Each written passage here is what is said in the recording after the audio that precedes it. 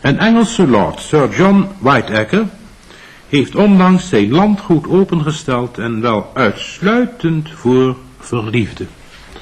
Drukke plaatsen, aldus de edelman, zijn voor minnaars ongeschikt.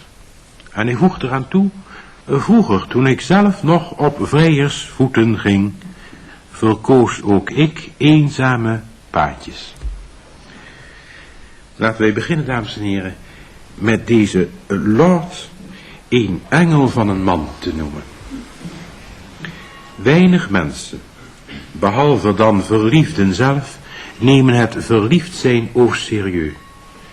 De meeste volwassenen laten zich daar geringschattend over uit, niet beseffend dat ze hieraan niet alleen hun eigen volwassenheid, maar ook hun gezin te danken hebben. De vader die thuis bij de theepot en te midden van vrouw en kinderen zijn oudste zoon een lapswans noemt, omdat deze verliefd is, maakt zich aan grove ondankbaarheid schuldig. Hij verloochent immers de oorsprong van alles waarmee hij omgeven is, met inbegrip van de lapswans zelf. Hij vergeet tevens dat hij zijn eigen ontstaan dankt aan de eigenaardige gevoelens die zijn vader en moeder in elkaars armen gedreven hebben. Kortom, verliefden behoren tot de vergeten volksgroepen. Maar zij verschillen van deze in één belangrijk opzicht, dat zij die toestand als gewenst beschouwen. En hier zit de vergissing van onze edele lord. Sir John heeft als volgt geredeneerd: verliefden zoeken de eenzaamheid. Welnu, laat ik mijn landgoed voor hen openstellen. Dames en heren, dat lijkt logisch.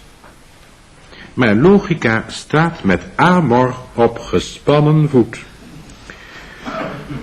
Het vrijen is een aangelegenheid die niet vooraf kan worden aangekondigd. Wie een speciaal daartoe bestemd stuk grond betreedt, geeft daarmee te kennen: ik ga nu vrijen.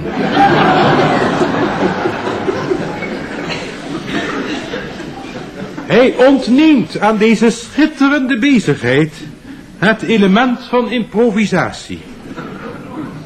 Hetzelfde laantje dat vroeger quasi toevallig werd ingeslagen.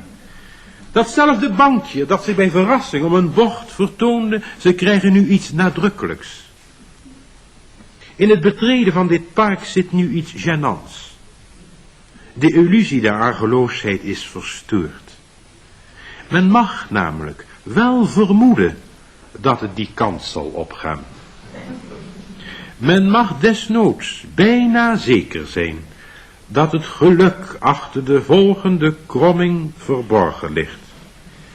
Maar het van elkaar weten dat die zekerheid er is, en het gezamenlijk in die richting opmarcheren, dit gaat tegen de leer der genade. En deze bezwaren gelden in nog sterkere mate voor dat stadium der verliefdheid dat wij de losse scharrel noemen. Dit is een zeer breekbare aangelegenheid. Het meisje weet niet of ze bemind wordt. De jongen is evenmin overtuigd dat ze hem aardig vindt. Zij lopen bevangen naast elkaar voort, in een soort götterdämmerung van naderende zaligheid. Hun gesprek springt nerveus van het ene onderwerp op het andere, behalve op het ene dat beiden vervult. Het wordt gevoerd in een schutterige opgewektheid, die de diepste folteringen verbergt. Wie uwer kent die pijniging niet? Zij vindt haar oorzaak in de botsing van twee verlangens, die van zelfbehoud en die van overgave. Niets ware eenvoudiger. Niets ware simpeler dan te zeggen: ik houd van jou. Maar de ontzettende dreiging van het wederwoord, ik niet, maakt die uitspraak onmogelijk. Het antwoord moet dus geraden worden. De situatie is te vergelijken met een veldtocht in onbekend gebied. Aan een oogopslag, een kleine draling van de stem, het dulden van een hand op een schouder, heeft de jongen zijn verkenningen af te lezen. Het in die toestand binnenrukken van Sir John's landgoed is strategisch een hoogst ontactische manoeuvre. Dit zou betekenen: ik ben zeker van jou. De arrogantie daarvan zou, al was het wij, alles bederven. Die plek dient dus allereerst gemeden. Wij zien dus, dames en heren, de paradox ontstaan dat Sir John door zijn landgoed voor minnaars te openen dit hermetisch gesloten heeft. Vroeger, toen het nog niet door het ja-woord van de eigenaar besmet was, trokken zij er onbekommerd in. Maar door dit woord zijn ze eruit verdreven.